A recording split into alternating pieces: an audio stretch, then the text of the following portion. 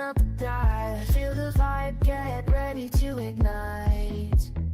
Untold stories in the airways, flying through the night. Experience voices, tales so bold. Streaming live, the truth unfolds. Untold Radio Network, where secrets come alive. New episodes daily, the mysteries thrive. Great guests, super chat, it's a wide variety. Share and subscribe, join the side where truth can't hide. Aliens in the alley, UFOs in the sky. Cryptids lurking, oh my, oh my. Ghosts in the hallway, whispering your name. The paranormal, the unexplained.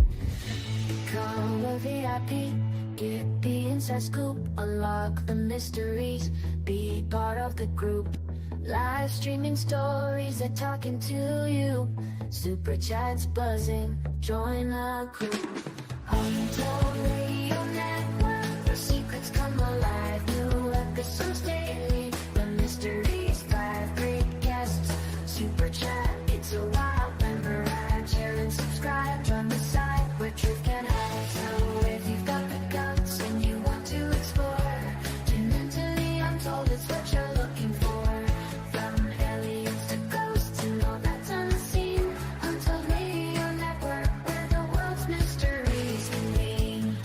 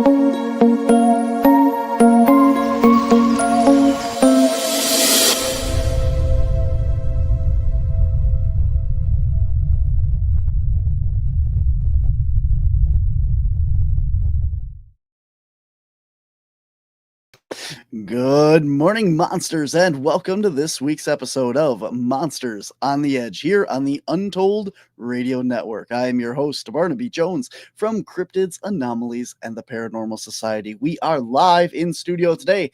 If you have any questions or comments throughout the show, throw them in the comments section and we'll get to them as soon as we can. We want to remind everyone from Cryptids, Anomalies, and the Paranormal Society about our documentary, The Hairy Man of Dairyland, Wisconsin's Bigfoot, is available now. You can check it out for just $3 on our Patreon page. That is Wisconsin Caps. All the links and everything are on our website, wisconsincaps.com. It is a feature-length documentary on all the Bigfoot activity in and around Wisconsin. And it is spooky season, so of course we have paranormal investigations with the Caps team. If you're looking to come out and have some spooky fun, we have 3 more dates coming up next weekend. Sunday, Monday, and Tuesday are available.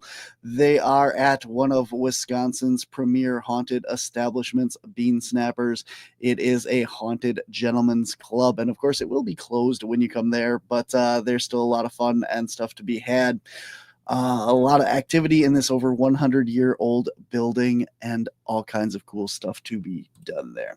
Coming up this Wednesday at 5:30, we will be at the Brownsville, Wisconsin Public Library doing a paranormal presentation on exploring the paranormal, how to use your equipment, some things to look for, and just some general information, followed by a paranormal investigation of the library after the presentation. Free to anyone who attends. It's going to be a lot of fun. We just did the one in Shawano and had a little bit of activity there in their basement in their Wisconsin historical room downstairs. So that was a cool event. And if you can't make it to Brownsville, Coming up this Saturday, we will be at the Neenah Public Library for the same event, exploring the paranormal, followed by a presentation, followed by an investigation of the library in Neenah. That event is at 6:30 in Appleton, in Neenah. All right, guys. Then coming up, guys, December 7th, we will be at Krampus event in the Brewery District of Milwaukee. And next year we have Contact Modalities Expo May 1st, 2nd, and 3rd in Delavan, Wisconsin. And of course, CapCon Saturday, May 9th. All this and more coming up. All that information at wisconsincaps.com. Click on the public events tab to get it all. But now, ladies and gentlemen, we are all set for our guest in studio today. We are live as well. So if you have any questions or comments, get them in and we'll get them on the show as soon as we can.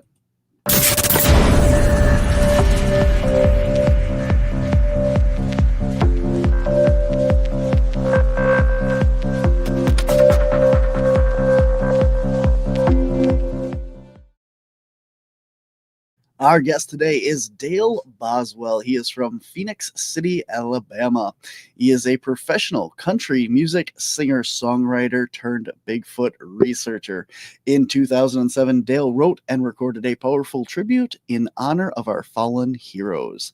The Patriotic Ballad entitled My Soldier Prayer is considered by many to be a standard amongst American military tributes. In 2014, he developed an interest in the Sasquatch phenomenon. He has been extensively researching the mystery, developing a vast knowledge pertaining to these amazing beings, often referred to as Bigfoot. Dale, in his opinion, has no doubt that they are, as he often states, as real as you and I. He has personally encountered these creatures, captured them on film, and compiled enough evidence to verify, in his opinion, the existence of an unknown species roaming the woodlands. Dale is currently enjoying speaking and performing at Bigfoot conventions and conferences where he is often referred to as the singing Bigfoot guy. Ladies and gentlemen, please welcome to the show, Dale Boswell. Dale, welcome. You are muted, just so you know. There we go. I knew that, but I was trying to read the disclaimer, but it went by too fast. Oh, I'm sorry. How are you doing, sir? I am doing very well today. How are you? Oh, I'm doing just fine. Just hanging around the house and just doing what old folks do, and that's just hanging around the house. Well, that's good. I'm glad. You retired? Yes, sir. Actually, I've been retired since 2014, but I'm officially retired now since I just turned 67. So, yeah, I've done a lot of hanging around the house, and it's unfortunately, if there's a good part about being disabled, where you can retire early, is that I've got to, do a lot of Bigfoot research and things and get out. I've had a lot of time on my hands, so it makes me feel bad compared to so many other people, who who love this phenomenon. But anyways, yes, sir. And thank you for inviting me to your show. Oh, absolutely. Pleasure to have you, man. So you have quite the resume here of singing and music and stuff, but it's always interesting because there's such a trade-off. What started you on the Bigfoot realm?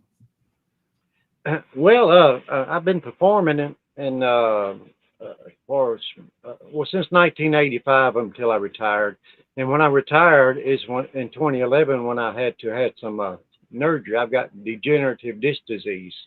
Is the reason I had disabled. So I had to have some surgery on my neck, and you got 7 vertebrae on your neck, and I got 5 of mine fused together. The only one that moves is the top one and the bottom one. That's why I had to give up looking for UFOs, because my head don't look up far enough. But it looks down a little bit further, so if I spot any booger tracks or anything. But anyway, it was 2011 when I had the surgery done. And I was really going strong then, really pushing my music and getting, quite a bit of attention and radio airplay and stuff all over the world. Nothing major, no big hits or nothing, but, getting some attention, which any performer musician, that's what we love. And that's what we hope to, get a few people listening to us. But anyway, I had this surgery and I had no idea that it was this titanium plate was going to be pressing against my vocal cords. Mm. So, I've never been the best singer in the world by far, and still, I'm just an old country singer. But this plate took out a lot of my took out my falsetto, which the ability to hit real high notes or any high notes, and even low notes, So there for about 2 years, I couldn't sing a note. I was real whispery, and I had just signed a major management contract out of Branson, Missouri, that was gonna book me on some USO tours and things pertaining to my soldier prayer song. And that was a nice introduction, by the way. Thank you. Uh, but anyway, so while I was sitting around healing, I thought about, I used to, well, I've always enjoyed the paranormal, anything cryptid, paranormal, ghosts, Loch Ness monster, boogers, spooks. I just grew up loving that stuff. But I never really followed it that hard. If I see something occasionally, of course, I knew who Bob Gimlin was, and a happy birthday to Mr. Gimlin, by the way. I think his birthday, 94. yep, 94 years old. I think it was yesterday. I believe so. Yep. Yeah, and I was fortunate to get to meet him at one time, so that was a big honor, just to talk to him for a second or two. But anyway, while I was recuperating, I was watching a lot of YouTube. So one day I just put my search engine, just Bigfoot, and they were like bam, bam, bam. I'm like, oh wow, this is cool. And I started watching and researching and communicating with folks and getting deeper and deeper and deeper into it, and it just got within the last maybe 2 years as far as the music part, where I feel like I could, perform now. Of course, I'm not good as they used to be, if I ever was good at all. But you learn to know the songs you can do and the songs you can't do anymore. So you just put that show together and hopefully it works. And but yeah, that's what got me into the Bigfoot, and I've been here ever since 2014.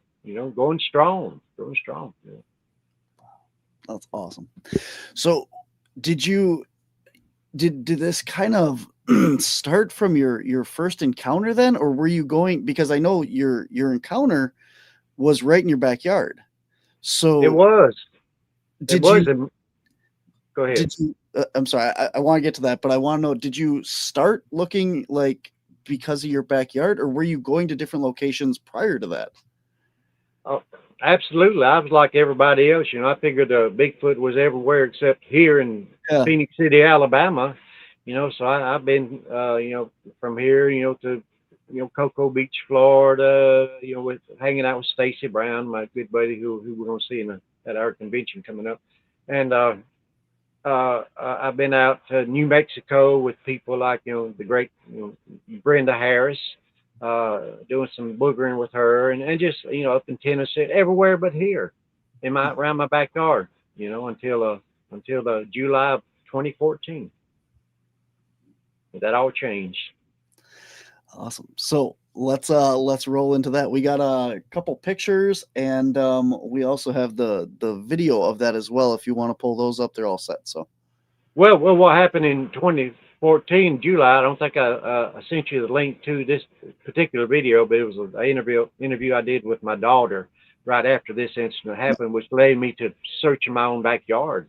And what happened briefly is, and I think you sent this picture, I built a Bigfoot decoy. I didn't call it a decoy, it's just a silhouette. There you go. And just something cool I was just going to put in my backyard or front yard or whatever, because all of them you see are sideways. And I have a graphics designer and illustrator background as far as my real job, through the years. So I was able to, scale up what I thought a Bigfoot would look like from the front, and using a 4 foot by 8 foot piece of plywood, and your average Bigfoot is they say is about 8 feet tall and 4 feet wide. So there you go. So it works out just perfect. So anyway, I built this one day in July, and I had painted the front side black, and in my front yard, I just leaned it up against my garage or my carport, and it was facing the tree line on the other side of the house. Well, one morning, I was going to take my daughter to the doctor, so we were about to pull out, and I stopped at the edge of the driveway, and she said, "Oh, by the way, do we have polar bears in Alabama?" I'm like, "Oh, no, have you bumped your head? What doctor do we need to go to?" I was like, "What?" And well, she knows nothing about Bigfoot, could care less about Bigfoot, just could pay me no attention or whatever. But she said that night, she said she went out about 2:30 in the morning onto my front porch to smoke a cigarette. And she said she looked over, and the only thing she compared it to, or could think of, what she was looking at was a polar bear. And she said, and she pointed directly by the tree where it was standing at in the front yard, right next on the corner. I mean, so I knew exactly where it was at, just not 40 feet from my front door. And she said it was staring at that thing you built. And they say these things are very curious and territorial, and you hear people seeing a lot of white ones, and I get a lot of reports around here of people seeing white Bigfoots or white boogers. But the weird thing is like I said, she knew nothing about Bigfoot and could care less. But she said the way it moved, she said she was looking at it, she said all of a sudden, she said it went like this and was gone. She said she didn't hear a sound, not a crackle of a bush. It didn't take a step. It didn't look like. She said it was just like that, like it was on skates, and was gone. And she said it was white, like she said sort of like a Labrador retriever sometimes, the blonde one. She said it was kind of a dirty white. She said, and as you got closer to the legs, it got kind of orange looking, like those dogs when you see them, legs get dirty and get a little orange looking. And she said, the hair was more of a silky type. And she said, like them dogs. She said, didn't say it was fuzzy or nothing scruffy. She said it was kind of pretty. But anyway, you can look up her actual interview on my YouTube site anytime. I think it's called White Bigfoot in Alabama or something like that. But just Google my name and stuff, and it'll pop up, and you can see her actual interview.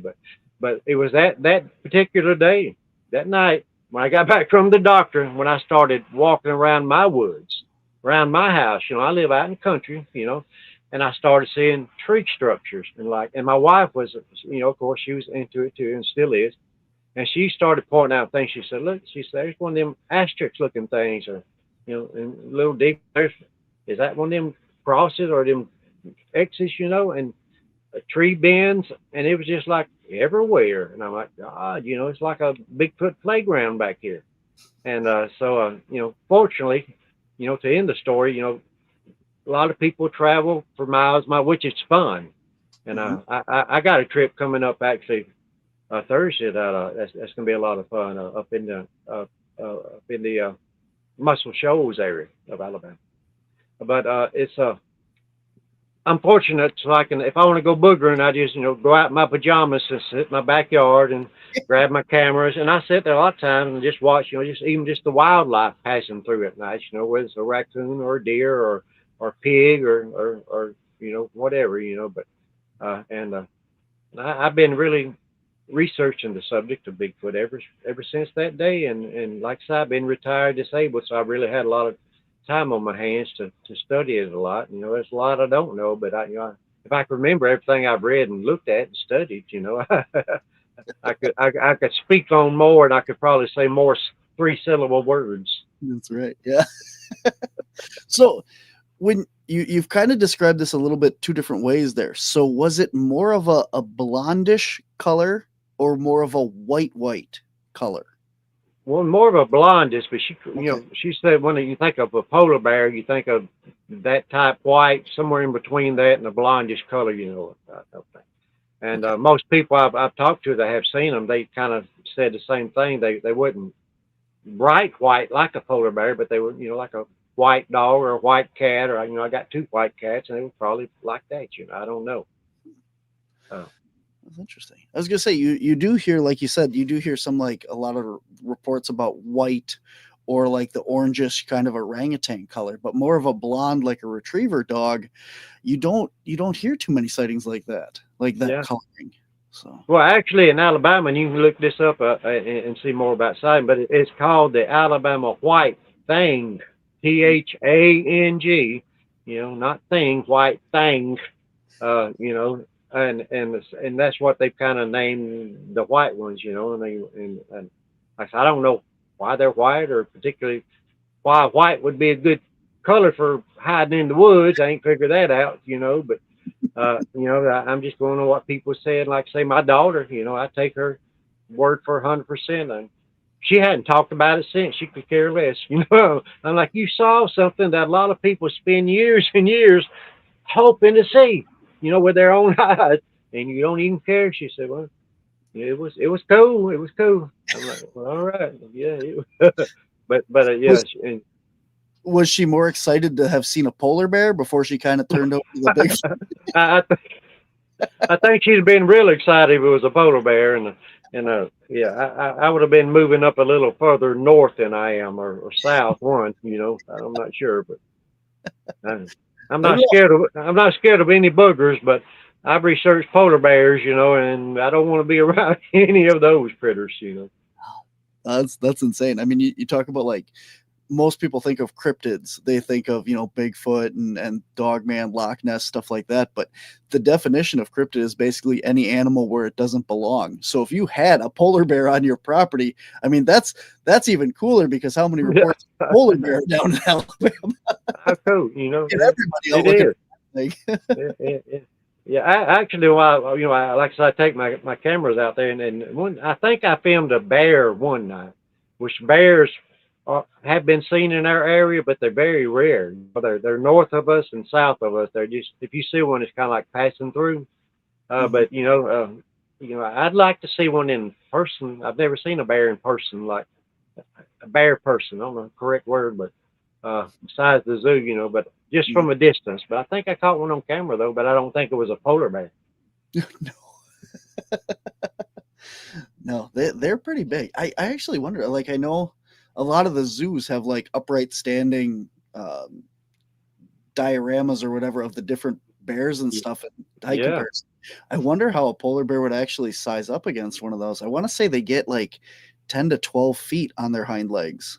I think they're bigger than that because they're the largest Yeah. of the bears. They're bigger than grizzly bears, and then their necks are so long and stuff. So I think they were close to 12 or 15 feet as the average when they stand up tall. I mean, yeah, you can see pictures. You know, you see a polar bear. Oops, sorry, I'm vaping, playing my vapor. You see a person standing next to a polar bear, they're about like that. You know, Oh, so yeah. yeah, I was gonna say, I'd rather tackle a booger.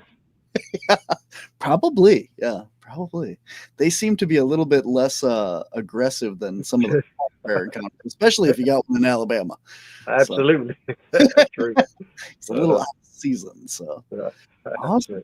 Oh, that's Hey, cool. by the way, I meant to mention if y'all see me looking up occasionally, it's because I got a big screen TV behind my camera, and I look up once in a while just you know make sure my hair's in the right spot and stuff. So don't think I'm just daydreaming or trying to figure out a 4-syllable word. There you go. As long as they're not 4-letter words, we're all good. Oh no, that's another show. That's it. There we go. Yep. Yep. Awesome. Uh, so this again. So how far? Let me stop. So you had, was it your first sighting on your property, right? That happened in May of 2018 Okay. on my No. property. Yes. Now, was that your first sighting or your first sighting on the property? It's the first uh yeah, it was the first my first sighting of anything on my property, and it was the only sighting to this day that I saw something with my actual eyes. Gotcha. I've caught a lot of stuff on camera, you know, but a lot of times you don't quite see it good or know what you got till you review your footage, which I've caught some really, you know, compelling stuff. I think you know my camera is just there, me and my camera and stuff. But yeah, the first time was right here behind my house, out in the woods. Awesome. Do you want to go into that or?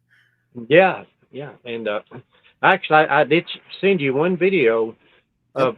of what happens towards the end of this that happened right when this happened. So it kind of give you an idea of what being there at this time. But okay, but from the start, uh, it happened in May of 2018. It was about 9:30 in the morning, It was a real pretty morning. So I was drinking a cup of coffee. So I stepped out onto my back porch, and I saw a beautiful red fox was out in the field behind my house. So I had my cell phone in my hand. So of course I thought I was going to be in National Geographic and get it on camera. You know, even though you see them every once in a while, but they're not there very long. So I thought I was going to just follow it through the woods. And like I said, it's 9:30 in the morning, real pretty in the morning. You know. So I started sneaking out into the woods, and I don't know if this has got something to do with my counter, but since I've lived here, I've never sneaked out into my woods, you know, because I know enough about boogers. You're going to sneak up on them most of the time. There are times when it does happen, you know, and I think they're this.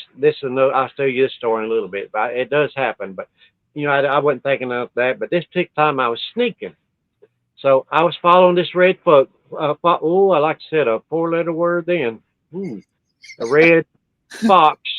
That's the extended fox right there. Yeah. Uh, if you're looking at closed caption, don't pay that word no attention. But I was following this fox uh, through the woods behind my house on across my neighbor's property, which ends in a big area of at least hunting property. You know, so just miles and miles, and there's lakes back there and streams. You know, it's very boogerish and like I say out in the country. So I got to this little road by the fence that separates his property and the next one, and this little barbed wire fence. So I stopped right there, and the fox took off down that little road, you know, onto my right. And, you know, there's no way I could catch him, and I'm too old to run, you know, and too fat to fall, you know. So I didn't. I just stayed right there. So I put my cell phone back in my pocket, and just was looking at the beautiful morning. Like I said, it's 9:30, and the sun was coming down. I was looking into the woods, and this road that I'm talking about, it kind of goes into the woods, and then it circles on around, coming back out of the woods on a little bit further down. But you can see the road on the other side from me too. You know, barely you see where there is a road. So the sun was sunlit on this road, just like it was making a movie. It was beautiful, looking just perfect. And suddenly, and here's how I describe this every time, because only I can count it. But if you turn your eyes all the way to the left and you move them as slow as you can to the right, that's how long I saw this, 3 or 4 seconds. I don't know what it is, but suddenly from my left, a dark figure come out from the woods onto that clearing, and it was solid black, and it was at least people size. You know, I couldn't see. It was far enough away where I could see it was something, but it wasn't close enough where I could tell what its eye color was or anything. But it was weird. It was leaned at like a 15-degree angle, like you would see a skier. You know, and it was moving so fast. Like I said, that's how long I watched it, and I could see it moving, the shadow of it moving in and out of the trees, you know, or circling around the tree. But this was solid, you know, because I was just within them few seconds, I was thinking, and I was looking, you know, I'm researching on, I'm looking up, seeing if there's any airplanes, any birds leaving any shadows or anything while I see this thing. But it was moving so dadgum fast, and it like I say, it was like that, but it looked like its head was bent back, kind of funny. And it was solid black and looked like the head was a little bigger than the rest of it. You know, I don't know whether it was a Bigfoot or a dog man or a booger or a witch or a spook, or I don't know, but it looked, you know, like it was on two legs, definitely, and was running. You know, I couldn't see the legs moving, but it like it was gliding. You know, and that's the word you hear most these days that you didn't used to hear. Like my daughter was talking about that thing she saw, just seemed to glide right out of the way, you know. But it looked like it was gliding through the forest on that road, on that old dirt road, just like if you had took like if you make a movie and you put one of them rails across the ground, put a camera on it. It's like that thing was on a rail. It was moving that smooth. And the crazy thing about it, and this pertains to the video that you can show, but it didn't scare me. You know, I wasn't really that excited. It was I didn't feel shocked or nothing. It was more like a wow, that's crazy moment. But all of a sudden, I felt like all the blood rushed to my head. I felt like I was going to cry. I really did, and was just really confused. And I wasn't far from my house. I mean, I could see my house from where I was standing, you know. And but it was just, I felt like I was going to pass out, you know. And it wasn't until later till I started studying more up on this infrasound, I think what they call it, Mm-hmm. where they think these boogers can zap you. They call it zapping, and you know they know animals do possess some kind of a ability to do this. You know, tigers and I think elephants, things like that. You know, but you hear of this, but I don't know if I got zapped or what. But it was I've never felt like that and never felt like that since. But the only thing I could think of when I was feeling that at the time is I didn't know I was having a heart attack or what. So I pulled out my camera because I document everything. I have my music career, my whole life, anything about, you can look me up on Facebook. You can see my whole music career, you know, since I was 15 years old. But I was going to film myself, and I can remember trying to figure out how to get my camera up and on, and the app turned in the right direction. And I think the video you're going to show is actually sideways. And later I do have one where I turned it around, but this is an actual video where I'm all crooked and stuff. But I filmed myself, and after I filmed myself, just in case something happened, I'm like, okay, if I do die, you know, somebody can look at my camera and say, look, this idiot saw Bigfoot. He had a heart attack. Oh, yeah, we know where this is going to go, you know. But I called a friend of mine, and he has since passed away. And I had talked to him, and I was trying to tell him what I was saying, and he kept trying to talk me home. He said, just keep an eye on your house, you know, just keep talking to me, and just, you know, keep an eye on your house. And I felt like it was a 1,000 miles away, you know, and and it wasn't that far. So I made it to my back door, and my wife, who is a retired nurse, she met me at the door, and she thought I was having a heart attack for a minute, but you know, then we come to out, it's just probably just an anxiety attack of some sort. Mm. But the end of the story is that same evening I actually had a doctor's appointment. So I went to see my doctor. You know how they take your blood pressure and put the little thing on your finger and stuff and stick something down your neck. So anyways, she took my blood pressure. Then she paused for a second. Then she took it again. She said, "Mr. Boswell," she said, "are you feeling okay?" I'm like, "Yeah." And you know, by that time, I thought I was feeling fine. You know, I wasn't feeling no different. I was still thinking about it. Well, that's kind of cool, you know. But I felt okay. She said, "Well," she said, "Mr. Boswell," she said, "your blood pressure has never been this high." I'm like, "Oh Lord," you know. I was thinking to myself, you know, I ain't never seen a booger before either. Maybe that's got something to do with it, you know. And I actually told her a story. She's a cool doctor, you know, and thinks Bigfoot's cool anyway, you know.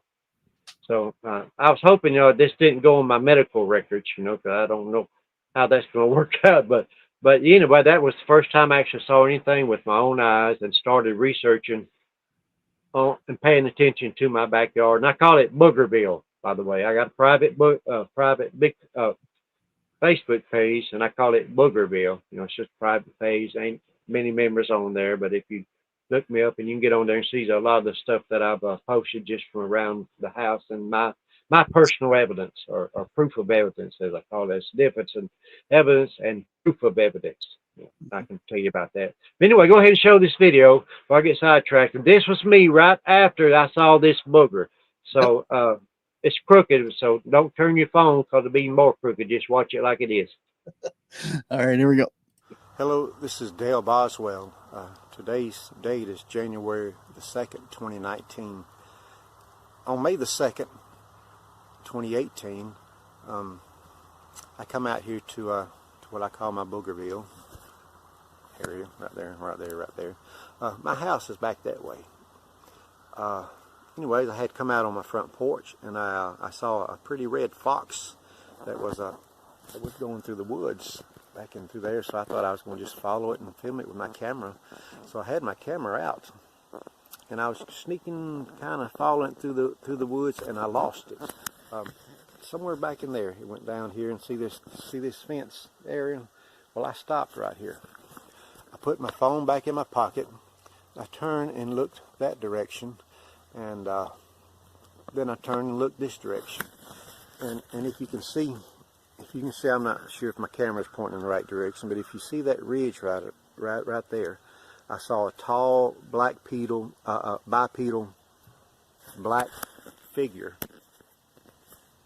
gliding through there is faster than anything I've ever seen before. It was quite amazing. I couldn't make out any details. Like I say, it was solid black, lean, kind of like a skier. But his head looked like it was tilted back. It was kind of weird. It was really weird looking at whether it was a Bigfoot or a dog man or a phantom or a witch, or I don't know. But it was gliding. It was gliding through there, and I keep saying gliding. It was running so smooth, fast, faster than anything I've ever seen before, running right through there. And that's that fox that I saw and went that direction. And that was my visual. I'm not very good at explaining things, but I went on and documented it, and that's what happened on May the 2nd, 2017, right here in my Boogerville.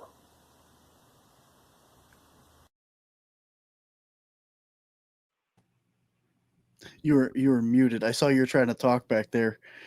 Oh yeah, well this is not the video I was talking about, but I'm glad you played it because. But let me tell you something interesting about that video. If you notice, the audio got sidetracked, and I couldn't. You hear about being in the woods and these boogers messing with your devices and stuff. I couldn't figure out why that had happened, and so I left it. And I don't show that video too often because the audio and video sidetracked. Yeah, But right just at the did end, it, a little and off. yeah, and it was just like just a day after I saw that booger out there, so I don't know if it got something. My video don't. It rarely does that, but when it does act up, it's back there in them woods. It's my video cut off or cut on and off. That's another story about boogers. But yeah, that was exactly what happened and where it was at. Well, that is the only video that I have about the sighting. I have your howls, I have the footprint video, and then I have this dark creature moving. Okay, all right. Well, I didn't send it to you either, but anyway, that was pretty cool, and that'll show it. That'll work.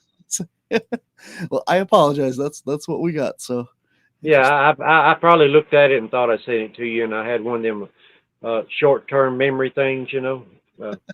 My short-term memory is getting longer. There's nothing wrong with that, man. Nothing wrong. But we do have links to your Facebook and your YouTube in the show notes of this episode.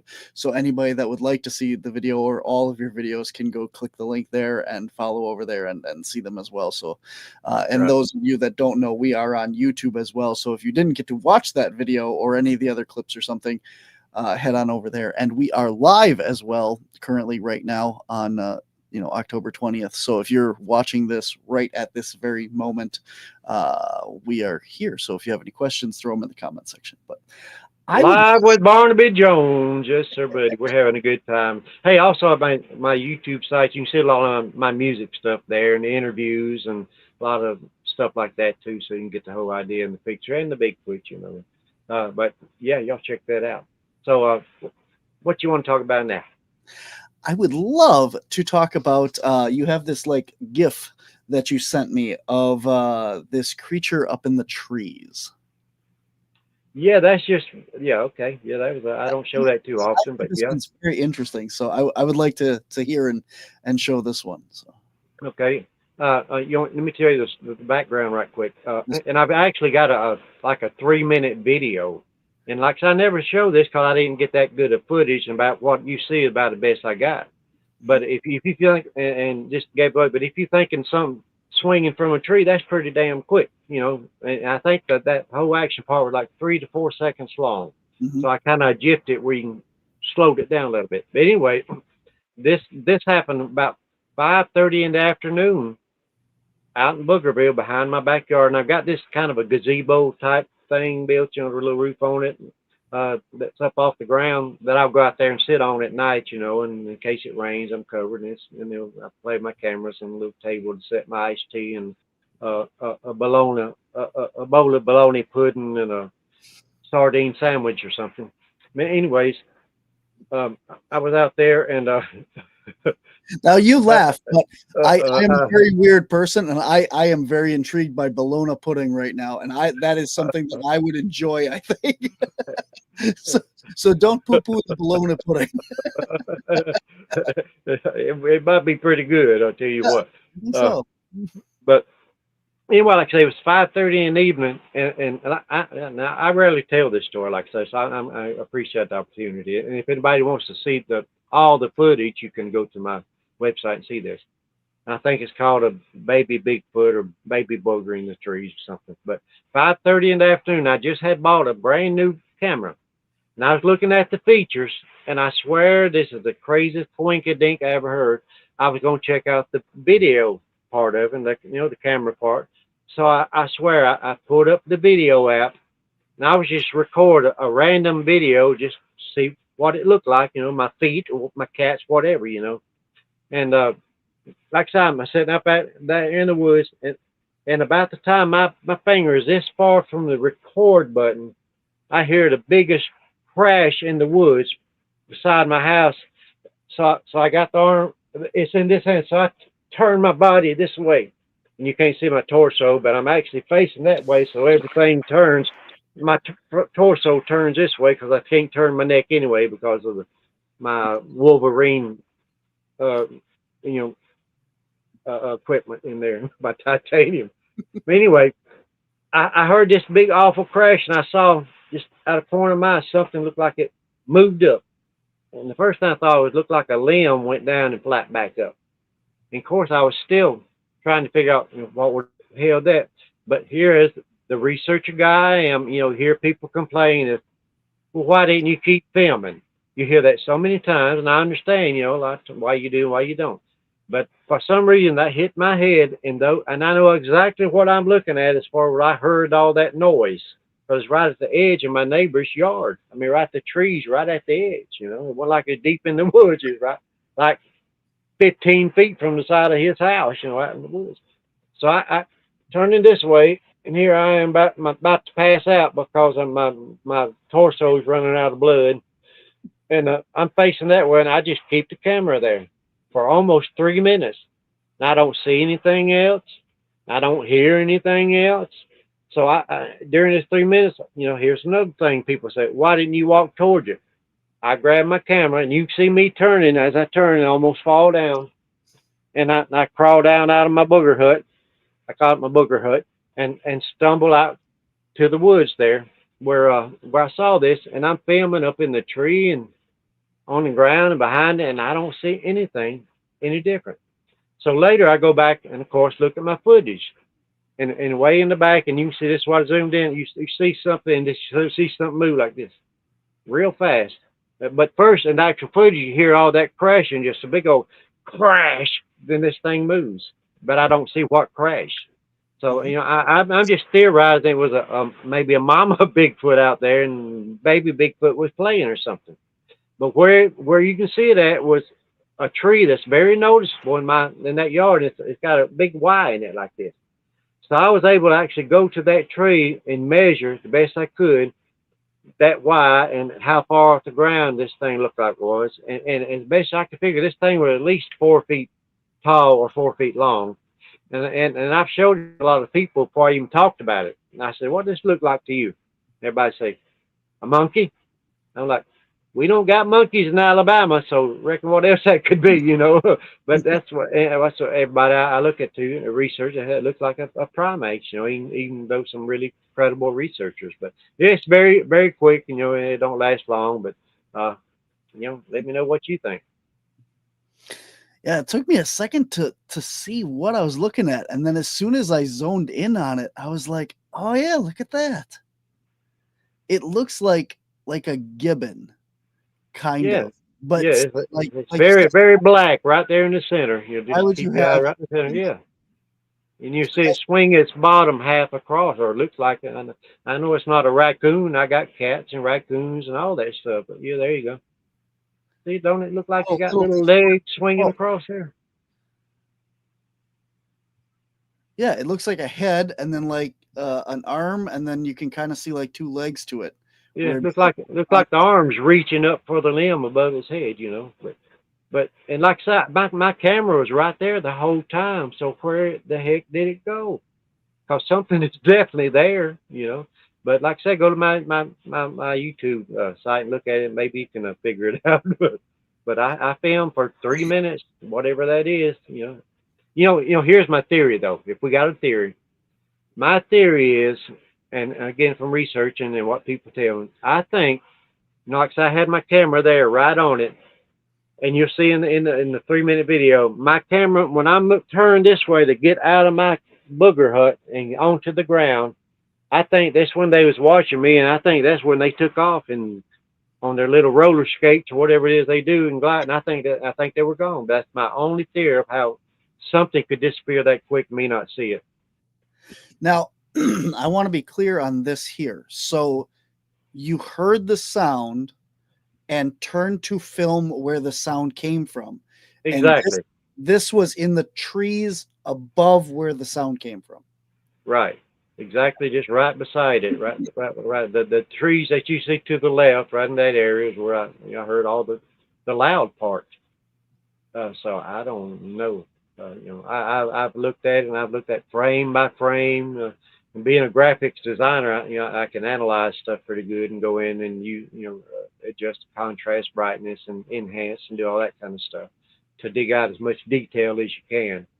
And of course, there's a point where you get to where you run out of detail. That's when you're getting there pretty close and got all you got. But anyway, that's what I found in there. Like I said, I don't know what it was. A baby booger. That's what I called it. It's a really cool piece there, and like the reason why I asked to clarify that is because it would be more interesting and on par that if you're filming in one direction and caught this, and then the sound was in the other direction, kind of direction, look over here kind of thing, and then when you turned, then started filming. That's kind of that would be kind of an interesting. Yeah, well, it was. And like I say, if you listen to the exact footage, you hear about half the crashing.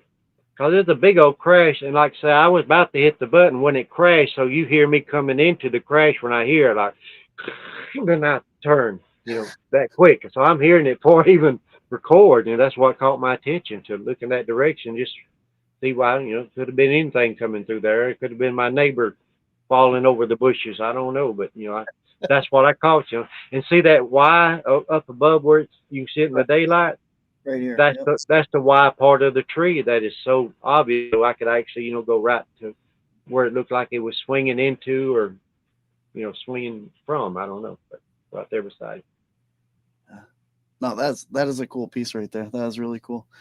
It's so interesting. Like I said, like a lot of the times you hear stories of you're looking at something, hear a sound that distracts you. And here you are trying to film off in one direction, completely oblivious, and the sound drew you to what was over there. So that's interesting in and amongst itself, right there. So no, I just heard the racket first. I don't know if they were playing or what going on, but I heard the noise first, and like I said, I was about to film anyway, so kaboom.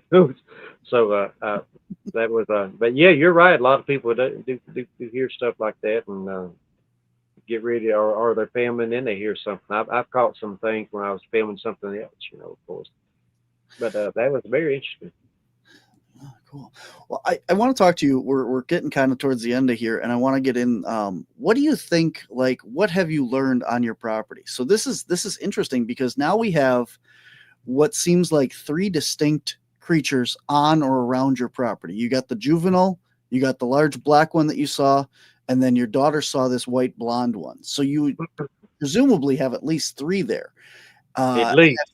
Yeah. Have you heard like neighbors or anything talk about seeing any of this stuff or sightings in your area that, would kind of link them together as well? Or do you think that there's more, or just the 3? How many do you think are there, I guess?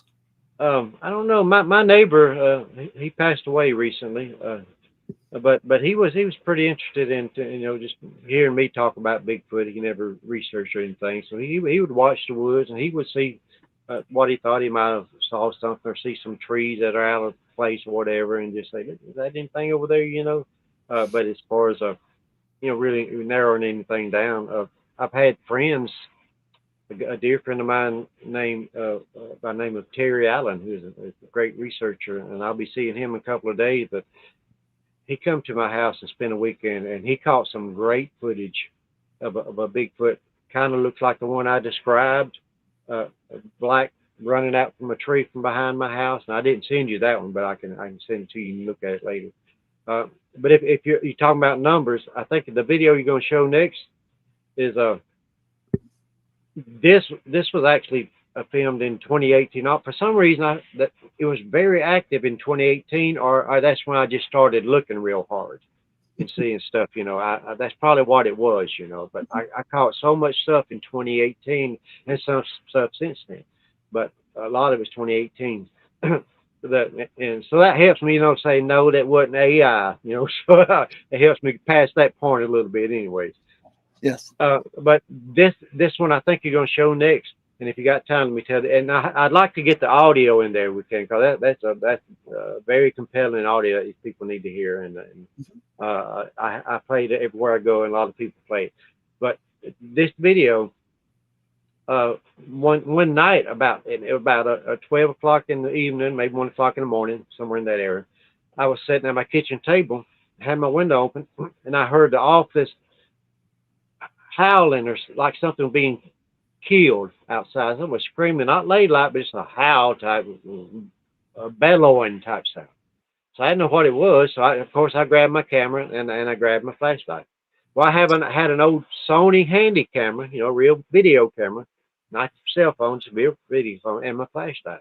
So I had told myself, you know, researcher, you know, always trying to keep these points and things I learn in mind to do next time. So I said, well, you know, if I ever hear anything out here in my backwoods or in my tree line, and I go to film it, I've always told myself, well, if somebody's coming at me with a flashlight and they're shining this way, I'm going to go that way. If they shine that way, I'm going to go that way.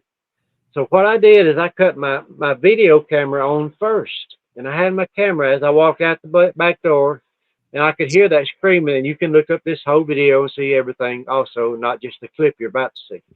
The clip you're going to see is when I analyzed the footage and made it, you know, enhanced where you see what went on.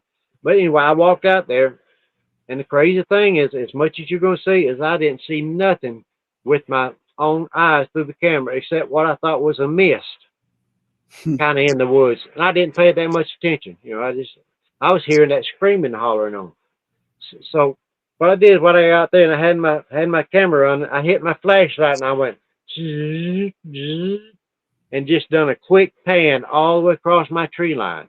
You know, just if something was going to run, I was going to catch a piece of him anyway. You know, and after it's a 58 seconds. I call that my 58-second video, because about exactly how long it was that I filmed that footage back there. And again, you can see all this on my websites or on my Facebook page and YouTube page. And video page and anything you can look up my Bigfoot booger stuff. But what I saw that night, the weird thing is, and this is why I urge people, look at the stuff you videotape and research, because I didn't. I filmed this in 2018. I didn't even see it till 2021, because I didn't see nothing, you know, with my camera. So I just uploaded it to my computer and never looked at it. So I was looking through some stuff in 2021, and I come across this thumbnail and clicked on it. I'm like, oh, I remember that. You know, I heard that howling, that screaming in the back. So I pulled it up, and this time looking at it on a bigger screen, you know, my big computer screen. I saw this little critter come down, looked like fog, come down to about right here in the edge of my camera, and looked like a little ghost monkey, and looked up at me, and went like this way and wobbled off. I mean, right there, when you saw this, you'll see it come up right there, wobbled off. And I saw this, and I'm like, and I hollered to my wife, I said, you got to come. So what is this? Look, is this a ghost monkey or what? Is this maybe juvenile Bigfoot? I don't know, what is this, you know? But you can see it. And the weirdest thing is, once I was analyzing this, you know, of course, I went to and gave it a full brightness and play with the contrast and stuff. And this is what freaked me out. And you'll see this in this video. but right beside me, and I'm not probably 5 feet from a tree, and this little thing that come up in front of me is probably not 6 or 8 feet from me at the most. And I didn't see it, but I'll explain that. But also in the video, you'll see something come up beside me like this and kind of float away.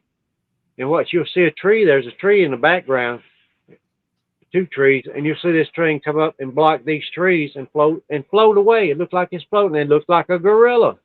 You see the head, the shoulder, look like a bicep and a elbow, and it just floats, and it's right next to me. I mean, and I'm filming it. This is on my camera, on my SD card, in my backyard at 1 o'clock in the morning. So don't be telling me no CGI, no AI. So I don't know what it was, but it's on my damn camera. Oh, you gotta bleep me again. But but anyway, it's again what I call proof of evidence. And what proof of evidence is like my little baby booger you just showed. Mhm. That's proof that there was something. You see something, whether it's a footprint, a track, a broken limb, there's proof of something, evidence there, but you can't prove what made it, where it come from. That's proof of evidence. You have proof that you have evidence of something. Yeah. And I tried to explain. I heard Cliff Rockman. He mentioned he told me about that before. That's the way he explained it. But anyways, you want to show that? Yeah. So I just want to make sure before I show this one. This one is like the two that are very dark next to each other, right? Yeah, that's it. And it's got wording on it. Yeah, okay. And Okay. and it kind of explains things as it goes. So I'm not going to say anything. Let you watch it. It starts out very dark, so if you want to adjust your screens or something, but then it's lighter. Well, no, this is showing exactly how dark it was out there. That's why I left it like this, show exactly how dark it was before I boosted the contrast and brightness to see what was beside me that I didn't see. Yep. No, yeah, I know I watched it, but I just wanted everybody to know that the first it's going to come up and be a very dark screen. So if you don't see it all right, on your screen, that's why. But hang tight here. All right, here we go. Okay.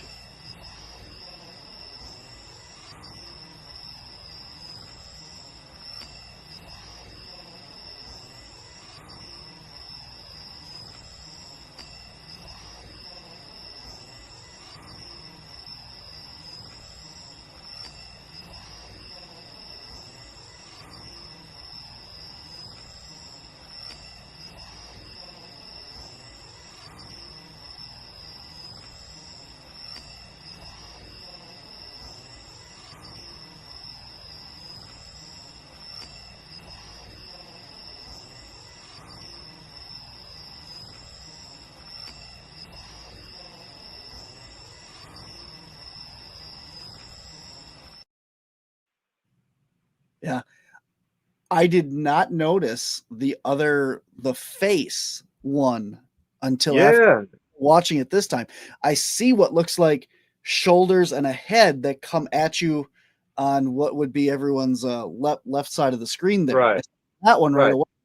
But it wasn't until after hearing the whole story and stuff that you see the other thing. And we got the enhanced picture version of that as well. Yeah, I was able to take that and analyze it, and it was only like 7 seconds long. How long this little baby booger, juvenile or bald-headed monkey, whatever it is, comes into my picture. But that is one of the frames when it actually stops and looks at me and takes off. And I truly believe I think I surprised it. I'm good thing I didn't see it, because I would have scared the heck out of me. But you can tell it saw me. This expression look on his face, and I got the other frames. I think there's 7, 8 frames. Like I said, it's only 7 seconds long, which where you each frame where you see its face as it turns, side of its face, side of its head, and back of its head, and it darts off back into the woods. But that is one of the frames. And on the left side is not as much as the other side, and I was able to pull out more detail and add to it. But there's what it is.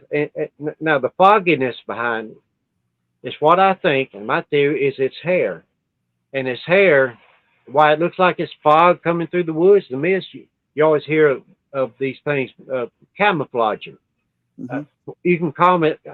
I don't think you would call it that. I think their hair somehow attracts light, reflects light, deflects light, all that scientific stuff, and it absorbs the light. And this, as crazy as it sounds, I think it was absorbing the darkness because it's kind of a fuzzy around it, like a glow, and you can see that in the original footage when it's coming out. It looks like a little fog, it's weird looking. You saw it. Hmm. But that's my theory on how they can, even in the sunlight, how they can absorb the light maybe and kind of, disappear into the sunlight or the darkness or colors or whatever. It's just a theory, and I've heard other people mention this theory also.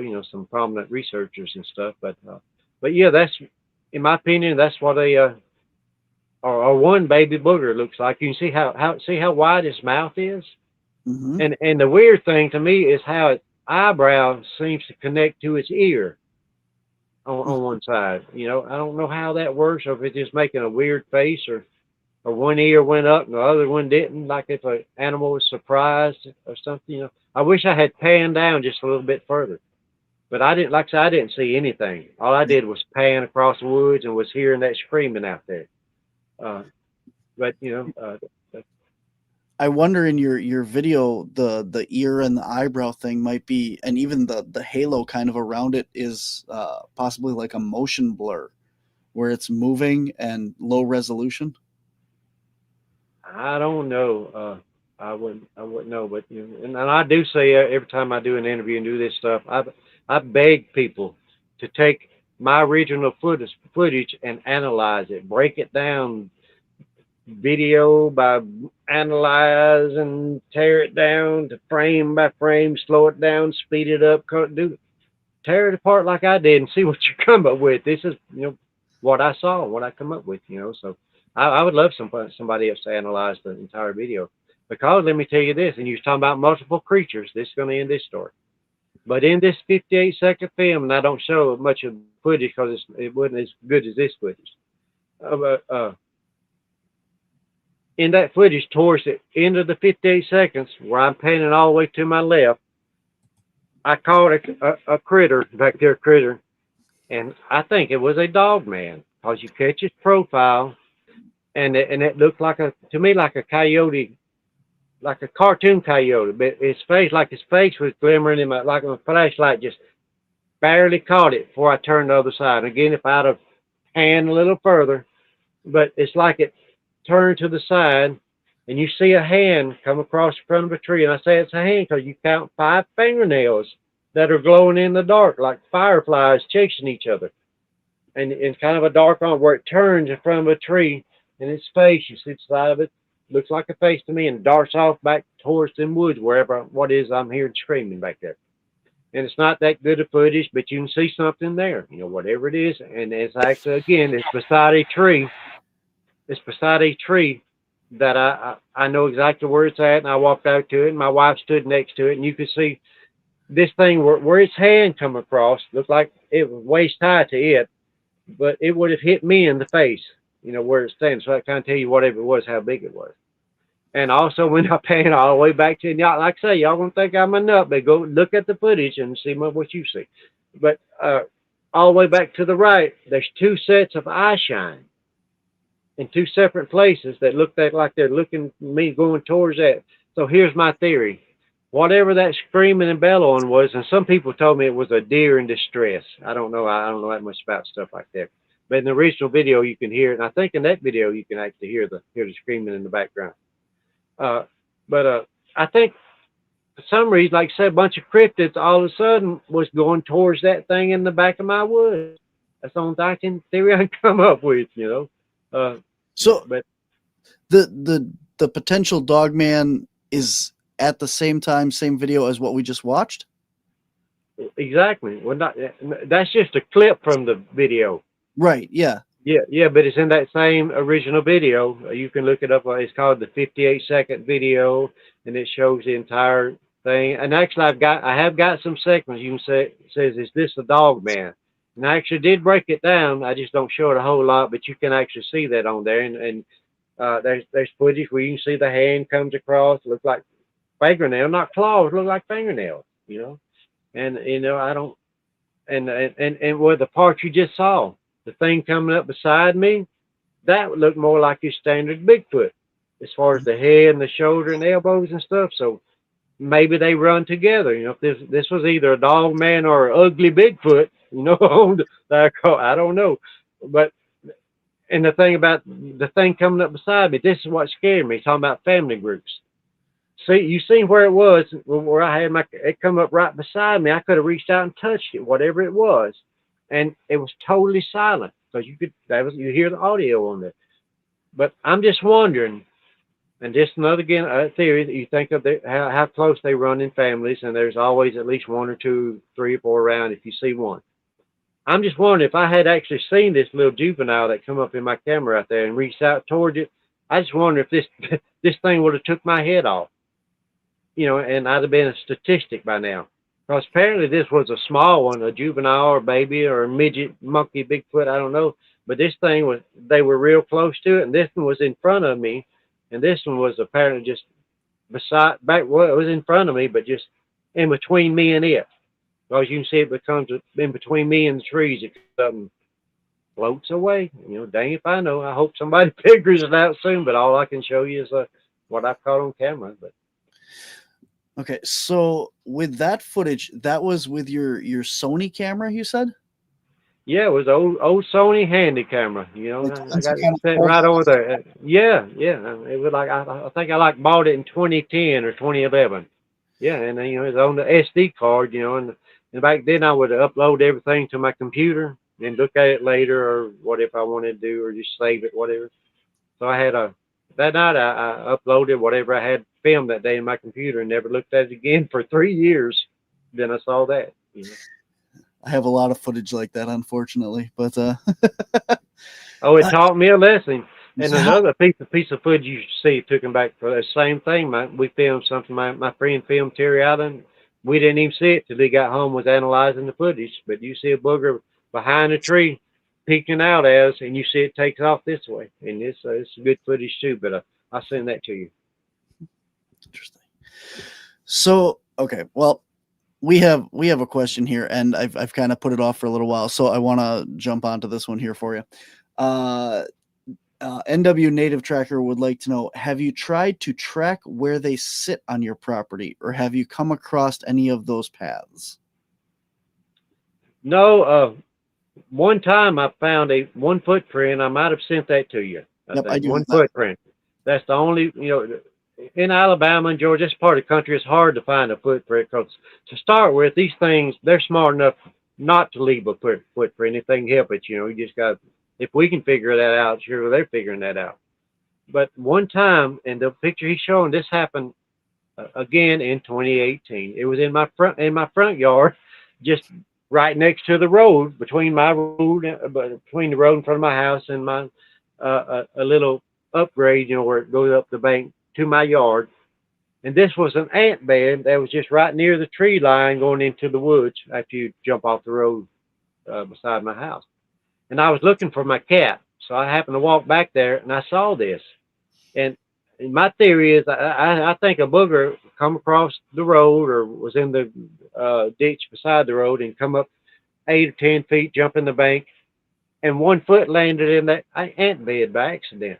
Because it's way, but you see my shoe there, that's like a 10 and a half, 11. You see it's way bigger than my foot, you know, and it looks like a footprint, you know, to me. I don't know, but I tried to cast it, but I screwed it up.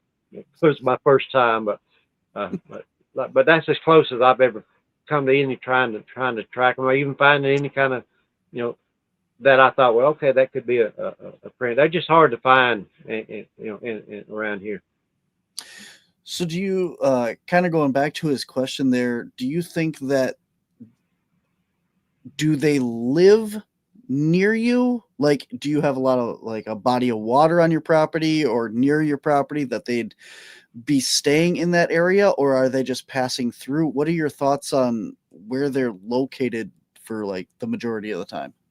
Well, man, there's one picture I almost sent you, and I usually talk about this, and I tell you, I wish I'd have sent it, but it explains this story. And Okay. it's a satellite view of my house. And of course, you can see there's lots of woods, lots of lakes and creeks and things. Like I said, I live out in the boondocks. But my land, like if you can picture an hourglass, my land comes like an hourglass, as far as the wooded area, and my house is right in the smallest part of the hourglass. Then it goes back across the road into some other woods on one side of my house. The other side goes into a field, but this particular side goes from around my house through them woods, across the road into more woods. So I'm just thinking, if a booger is coming through there, maybe it's actually because if here's what I say: where does the booger cross the road at? In front of my house. The one thing I figured, because it's where I would go, because you dodge other people's houses. There's neighborhoods way back in there, over there, and it just, I don't know if they do it regularly or what, but I think because most of my activity is on that side of the house. But it just kind of makes sense, and it really looks like an hourglass. We can follow the woods into my house that goes back into the woods, So it's kind of like a natural choke point of the woods, where anything that wants to stay hidden has got to kind of cross right at that point. True, that's right. Again, and that's just my theory, my opinion. But I don't think they're here all the time. I don't know how that works, or I don't know if they migrate or just others. I figure they just like bears or deers or anywhere. They just go where they're comfortable at. Interesting. All right, we are live. If you guys have any other questions, I wanted to grab that in because I know you wanted to talk a little bit about your audio as well here. So yes, sir. Yeah, absolutely. Now this again was taken in 2018. My magic number. I ought to go play the lottery next time that hits. But anyway, there's this road not too far from my house, and then one day riding down the highway, I spotted the sign that said Wild Man Bottom Road. And of course, being a researcher, that caught my attention. I'm like, well, why is that called Wild? So I had my old Dodge 4-wheel drive, and I went up in there, and it's a cool road, way down up, and there's a few people live back there, and goes to the woods and the beautiful little creek. Looks like something you want a National Geographic thing, But anyway, I started researching back there, and I would ride through there in the middle of the night sometimes, just go back there and hoot and holler and just see what I could see. And I ask everybody, why is that called Wild Man Bottom Road? Because people name roads for a reason. What, Smith Road or what? For most reasons. So I'm wondering why it was called Wild Man Bottom Road, and I still haven't found an answer. But anyway, one night in July, I believe it was June or July, my uncle come up from Florida, and he was interested in my research, and he wanted to go boogering. So I said, hey, let's go out to Wild Man Bottom Road. It was like 1 o'clock in the morning. I said, this would be a good time to go. The weather was nice. I said, so here's the only thing I did different that might have made a difference, because I went out there many times and never got what you're about to hear. So we went in my wife's car, so we could all go. And my old Dodge truck, like a 97 Dodge truck with old school mufflers, where I'm like, blah, blah, blah, blah, blah, blah, blah, blah, blah. So you hear me coming. Them boogers know I'm coming or not. So, but this night we went out in my wife's car, which, quieter. And we got to this bridge area where I like to go and place where I can pull off the road and turn around. And as a rule, just as researchers, I always follow this rule. And it was I first told by my dear friend, Kumbo Baker. And he said, when you're researching, number one rule, always park at the exit position. Anywhere you're in the woods, because you don't know and you never need to get out of there, So that's the first thing. They turn the car, park to the right, towards the exit. On the tailgate, and got our stuff out. I had this little mini voice recorder that I left just on the tailgate. Of course, we had our video cameras and stuff, but we were talking things, But this camera was stationary, so it could possibly pick up anything we did. So I had my son-in-law Jim also with us, and this was his first time doing a howl. He was young. His voice, like I told you, I don't have the vocals to hit high notes anymore. If I do a holler, it's like I'm gonna scare him out of the woods, like a. I don't want to make him mad, but anyway, he had. It's true. But anyway, he hit this high note. I told him, I said, Jim, I want you to holler as loud and as long as you can. And he did. And I don't know what happened, but you might have to bleep this, but here's why I said, Jim, you have pissed the whole woods off. Everything just howls and screamings coming from everywhere, and we didn't listen too long to figure out what it was. Because if you when you listen to this, you hear it's getting louder. It's not me turning up the knob. It's because all this was coming towards us. So it's the only time in my Bigfooting career I said, let's get in the car and get the heck out of here. I don't know what that is, but there's a bunch of them. Let's go. Then we analyzed the video later, and a lot of people listened to it. And recently, it was analyzed by Thinker Thumper, and he pretty much verified what all the other people have listened to that knows about what to listen to. That there's at least a couple of possible boogers. There's at least things in there that is not human, Right. and you can find his analysis on it. But It anyway, is- yeah, I wanted people to hear this. It's called the Wild Man Booger, and we play this on all our conventions and things we go at. But y'all take a listen to this. And it's Jim. Remember, it's Jim doing the first call. The first call is Jim doing it. And this about 15 seconds. You'll hear what we think was a watcher. Oh, they got watchers, watch groups. You hear a single howl like, "Hey, what's going on?" Then you hear everything else kick in. The link to the video that you just mentioned, that analyzing, is in the show notes for anybody that wants to see that as well. So it's really good. I watched that today before we went on the air. So really good analysis. So awesome. Good Anyway, here we go. Here is your video.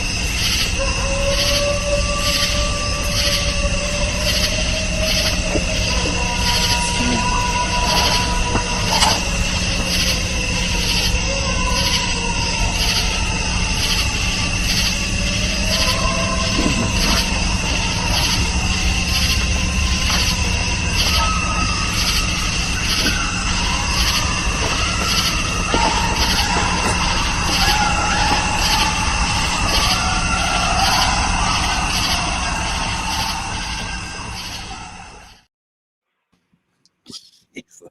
Yeah. Uh-huh. What would you have done? I would have probably sat there and waited for something to show up. Honestly. Oh, you know, I would have now, as much as I've learned since 2018. But back then, I had my son-in-law with me and my uncle. I didn't want to be responsible for David Politis coming in and checking out Wild Man Bottom Road. With a missed 411. Especially with being in or by the vehicle, I definitely would have hung out until something was scratched on the side of it. I tell you what, I have a not this cool, but I have a similar piece of audio, and we had parked in this like dirt road, kind of basically like a mile long city block. So 4 sides of this chunk of woods, gravel roads, about like a mile each side of it, right? And we parked in the middle of one side and walked about a half a mile away, and then did a howl. And these coyotes and something else went off in the direction of the car. And I'm like, Wow. oh, that's no good, because whatever it was back the direction we had to go to the car. And we ended up walking the rest of the 3 miles around the whole square that night. But it was kind of blood chilling to hear these howls kind of like that, but it was just one pack of. Wow. And did you say you captured it on audio video?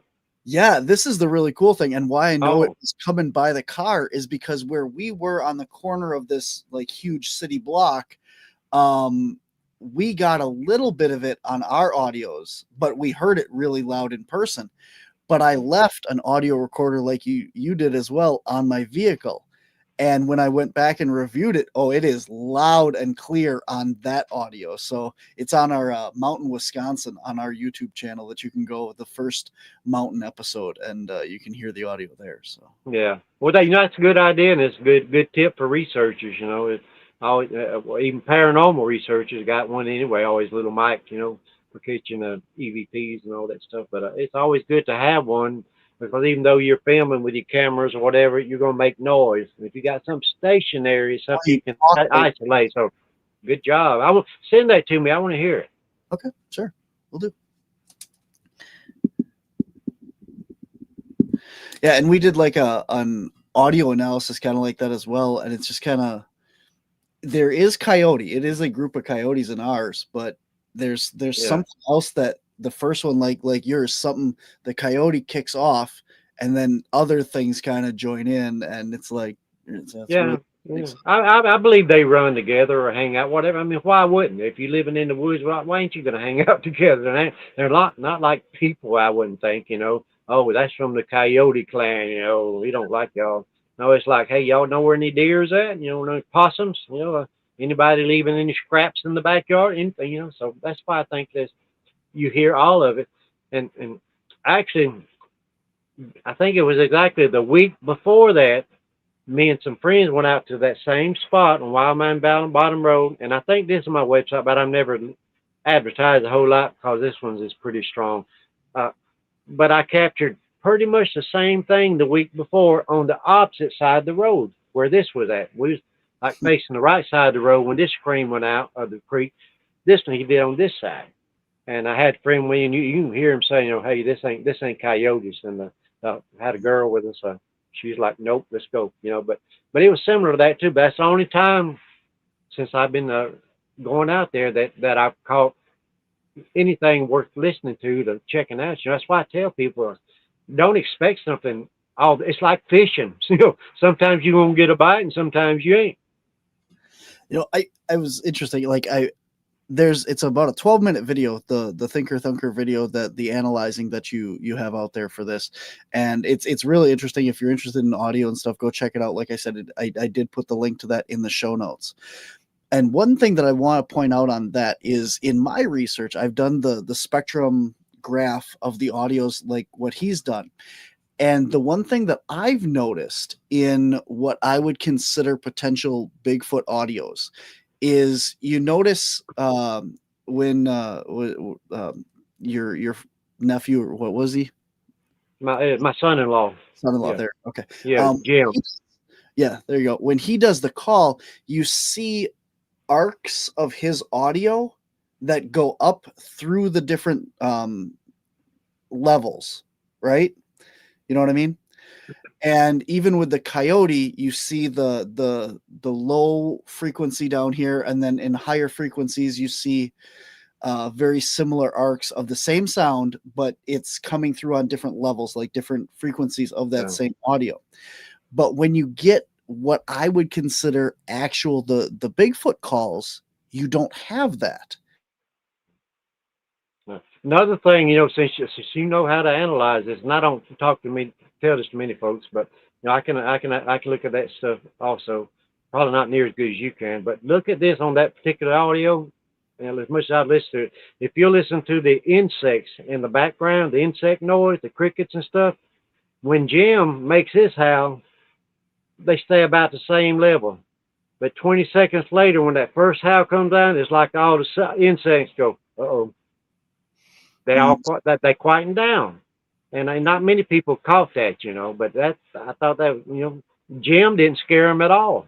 But when that first howl come up in the background, it's like, uh-oh, it's dinner time, we better hush, but yeah, you're right. Have you noticed too, this is something else that I've noticed on these, when I've done howls out in the woods and gotten potential responses, when you look, or when you're there and you listen, you get kind of like and this depends where you are too, but you get like a reverb or an echo off of my howl, but the responding sound, even if it's just as loud, does not.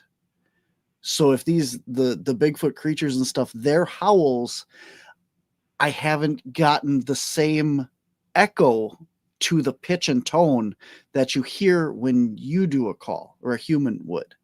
Wow. Have you noticed that? Wow, that's crazy. I mean, how does that happen? When you think about Mother Nature, either that goes or it don't.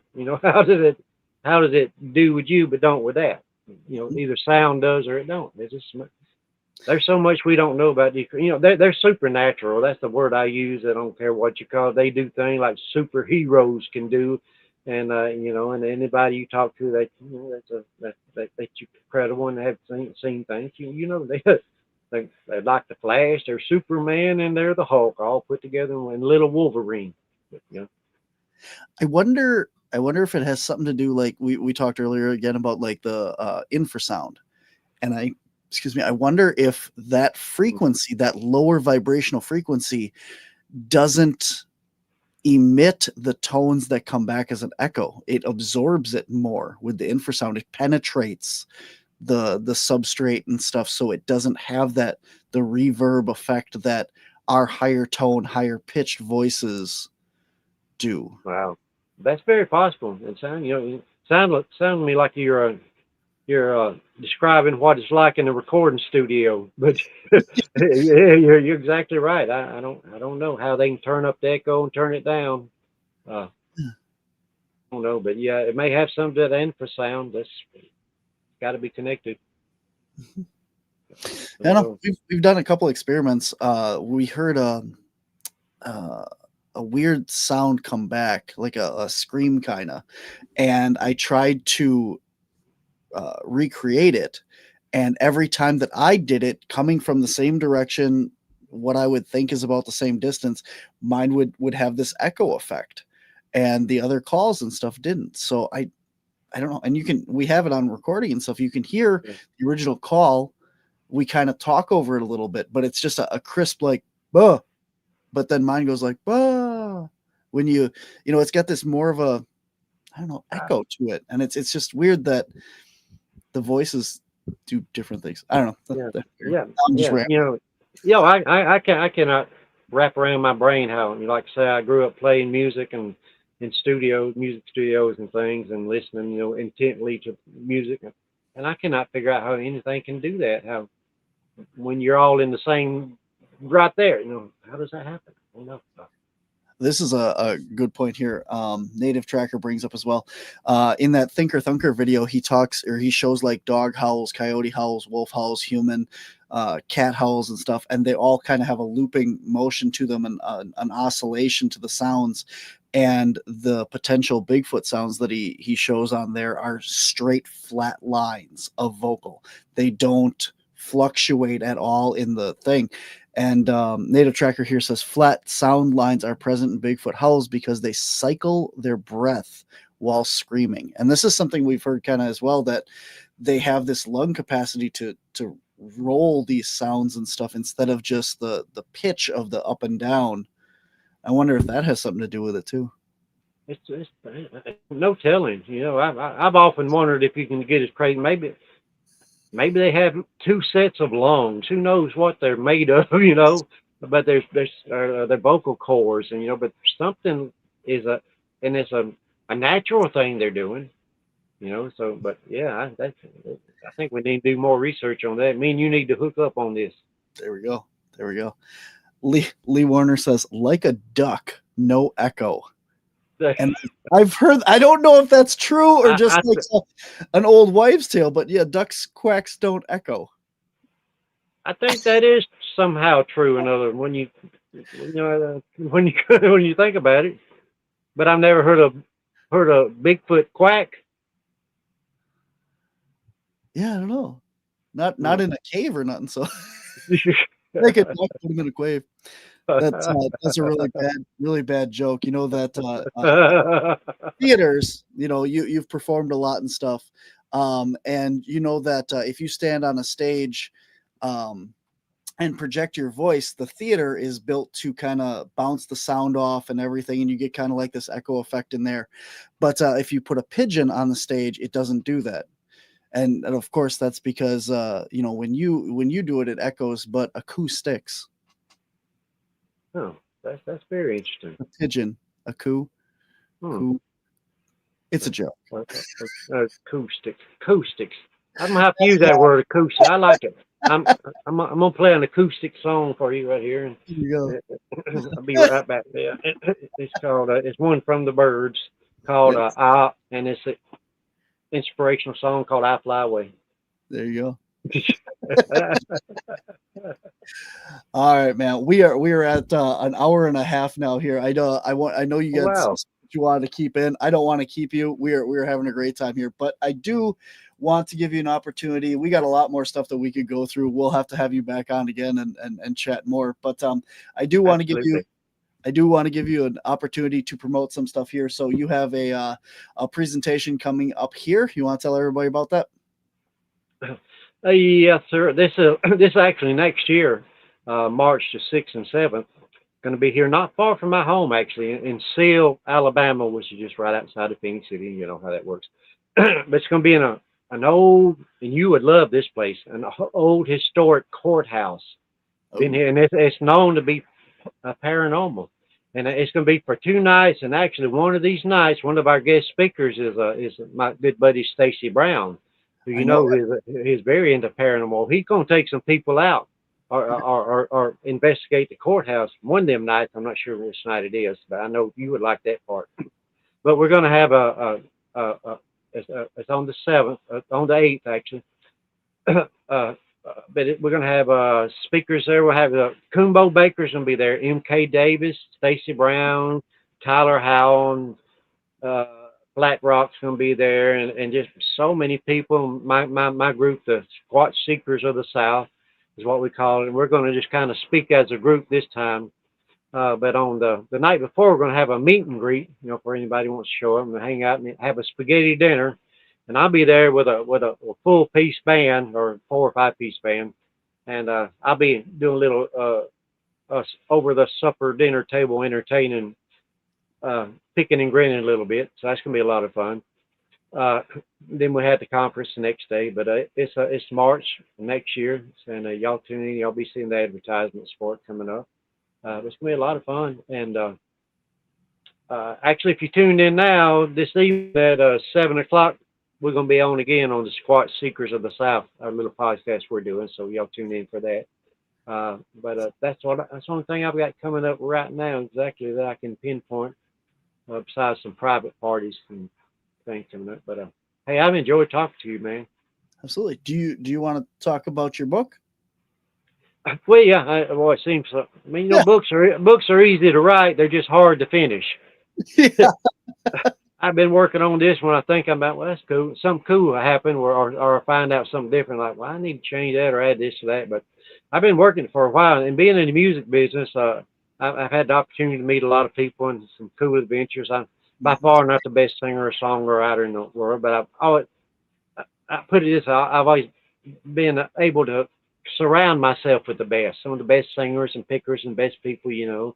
And I've just had a ball doing it, having fun, and enjoying. I've got to do a lot of stuff and play a lot of great music. I've worked with a lot of people from Travis Tritt and Marty Stewart to Charlie Daniels. A lot of old country music stuff is what was my era of playing. But this book kind of talks about all that, and that's why it's called from the big stage to Bigfoot, because people are so interested in my music career and my adventures, and also into the Bigfoot thing. So I kind of put it all in one book.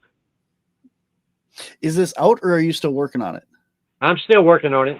Okay, I'm yeah, still working on that's it. what I thought because I was gonna say I didn't put it in the show notes, so I did just want to make sure that we got that in if people could buy it yet. But so this is coming. Do you know work in progress? Do you know when you plan on finishing it?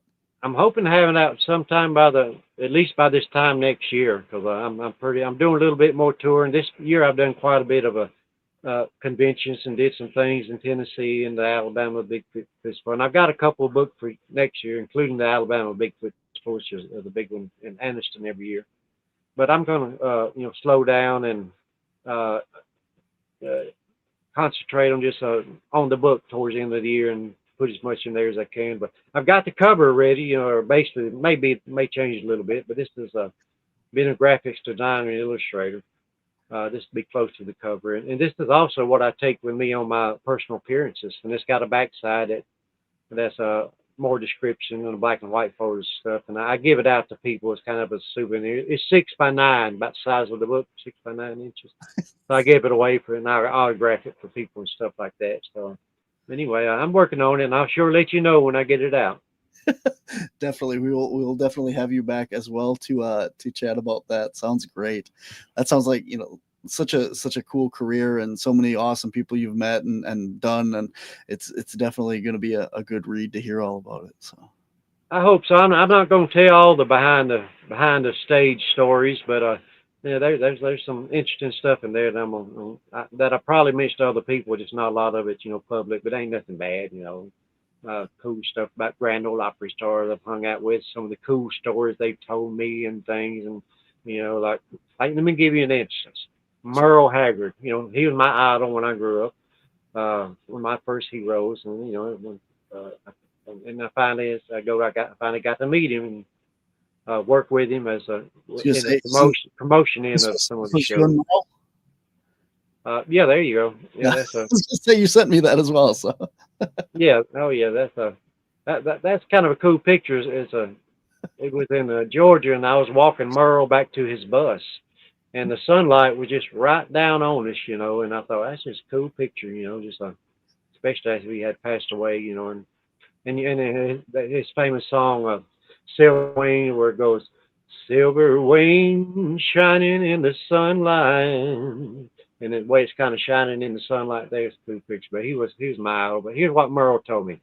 I always remember this. Is for you inspiring songwriters and singers. He said, when you record a song, make sure you like it, because you may be singing it every night for the rest of your life. Which is true, if you think about it. yeah, you write a crappy song you don't like, and it's a #1 hit, and now you're stuck with it. Yeah, Everyone wants to see that or hear that song that you hate. So that's true. And they do have songs. I've talked to some of the artists. They have songs that they wish they had never recorded. Yeah. But it's true. It's a lot of fun. Like I say, people. I welcome anybody to look me up, give me a holler, and we'll talk about country music or boogers or serial killers or ghosts, or I love all that kind of stuff. I love all that kind of stuff. absolutely, man. It has been an absolute pleasure talking to you, man. You are stories for days and some really cool pictures and evidence as well. Like I said, we are a video podcast as well as all the audio platforms. So if you want to see any of the pictures or videos, head on over to either Dale's YouTube channel and watch the full versions, or if you just want to listen to the podcast as well, look it up on YouTube on the Untold Radio Network. But let's see. Squatch Seeker of the South says Dale is a great guy and a fellow Squatch Seeker. Lee Warner says, oops, this one we'll start with. Excellent show. Thank you. And Lee Warner says, agree with Native Tracker. Great show. So you're awesome. Much love from all of our audience here. And thank you for the kind comments. Thank you all so much. Awesome, man. Well, we will be in touch. I will send you those clips for my audio, and look forward to seeing more from you. And definitely let me know when you get your book out, and we will have you back for sure for that. And we'll chat again soon. Okay, Barnaby, my friend, it was an honor and a pleasure, and I forgot we were doing a show. I just enjoyed talking to you so much, and that's why I guess I was rambling so much. So, and I apologize for that. But anyway, thanks again. Yeah, thank you, man. It's been an absolute pleasure. Thank you, man. We'll see y'all next time. All right, guys, that is our show. Hope you guys enjoyed it. Hope you guys come back and tune in again next week for another episode of Monsters on the Edge here on the Untold Radio Network. In the show notes is all of Dale's links to his YouTube and Facebook channel. You can watch all of his videos and check out some more of his pictures and evidence on Facebook, as well as if you're interested in that Howl audio, the link to the Thinker Thunker video where the whole analysis is with the spectrogram is actually super interesting. It's about a 12-minute video, but it keeps you entertained and really interesting stuff if you're into video analysis or audio analysis. So make sure you check that out as well. And hopefully we get his book out and we can have him back as well to promote that. So until next time, guys, hope you enjoyed it. Make sure you like, subscribe, and share all things here on the Untold Radio Network, Cryptids, Anomalies, and the Paranormal Society, and Dale Boswell. So till next week, guys, I'll see you on the edge.